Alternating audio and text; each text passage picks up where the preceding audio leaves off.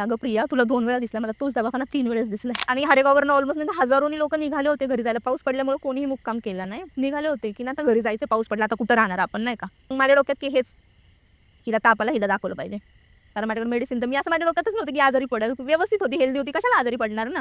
मग बेलापूर लागतं, श्रामपूर नंतर बेलापूर. मग त्या रोडला लागलो. बेलापूरच्या अलीकडे मी नाही रस्त्याने बघती तर एखादा तरी दवाखाना असेल, पण सगळे बंद कारण पाऊस पण होता ना.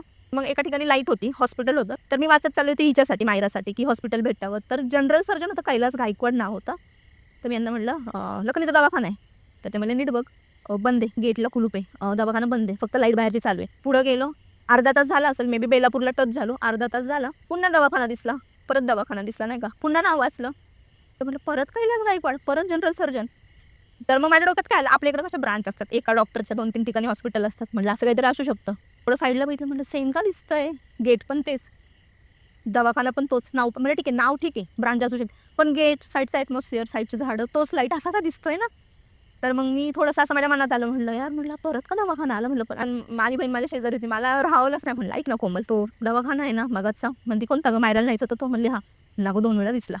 काय म्हणते 1 मिनिट ती शांत बसली असेल आणि ती म्हणली पुढं बघ. म्हटलं का. मग ती पुढं बघ आणि गप चल. तर मला असं का बोलते, म्हटलं मी तुला काहीतरी सांगते, शेअर करते, तो दवाखाना मला 2 वेळा दिसला, काहीतरी घडतंय. म्हणते अगं प्रिया, तुला 2 वेळा दिसला, मला तोच दवाखाना 3 वेळेस दिसलाय. बापरे. तर ती शांत, मी शांत. तर श्रामपूर ते हे फॅक्टरी, तर तो रस्ता आहे ना 1 तास खूप झाला. 1 तास, हां 1 तास खूप झाला, पण त्या रस्त्याला मी 3 तास चाललोच होतो.